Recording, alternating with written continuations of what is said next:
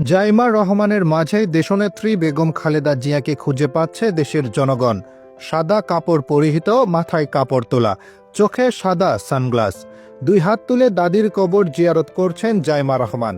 এই মুহূর্তে ক্যামেরার সামনে তিনি শুধু একজন নাতনি নন, অনেকের চোখে তিনি হয়ে উঠেছেন দেশনেত্রী বেগম খালেদা জিয়ার এক জীবন্ত প্রতিচ্ছবি। ভিডিওটি ছড়িয়ে পড়তেই মানুষ থমকে গেছে। কেউ বলছেন এই তো একদম খালেদা জিয়ার ছায়া, কেউ বলছেন জাইমা রহমানের মাঝেই আমরা আবার বেগম জিয়াকে খুঁজে পাচ্ছি। হাঁটাচলা, দৃষ্টিভঙ্গি, নীরব অথচ দৃঢ় উপস্থিতি, সবকিছুতেই যেন বংশের ছাপ। অনেকেই আবেগে বলছেন এই মেয়ের ভেতরে আছে সত্যিকারের দেশপ্রেম। তিনি শুধু একজন উত্তরসূরি নন, তিনি যেন ভবিষ্যতের নেতৃত্বের ইঙ্গিত। কারো কণ্ঠে আশাবাদ, আগামী দিনে বিএনপির হাল ধরবেন তিনি। কারো চোখে বিস্ময়, এতটা মিল, এ কি শুধুই জেনেটিক্স? আজ সকালে বেগম খালেদা জিয়ার কবর জিয়ারত করতে এসে জিয়া পরিবারের গাড়িতে যে দৃশ্যটি ধরা পড়েছে তা অনেকেই আবেগে স্তব্ধ করে দিয়েছে।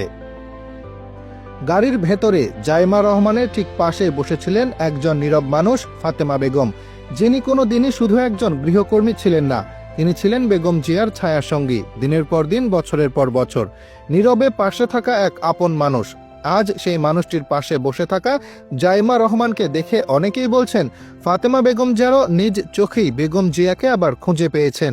ইতিহাস কখনো হঠাৎ হারিয়ে যায় না, সে কখনো ফিরে আসে স্মৃতিতে, কখনো উত্তরসূরির চোখে, কখনো নীরব প্রার্থনার ভেতর দিয়ে। আজকের এই দৃশ্য শুধু একটি ভিডিও নয়, এ যেন রাজনীতির ইতিহাস, আবেগ আর উত্তরাধিকারের এক নিঃশব্দ ঘোষণা। সময় বলবে এই নীরব উপস্থিতি ভবিষ্যতে কী রূপ নেয়। তবে এটুকু নিশ্চিত, আজ জাইমা রহমানকে দেখে অনেকেই আবার খুঁজে পেয়েছেন দেশনেত্রী বেগম খালেদা জিয়ার ছায়া।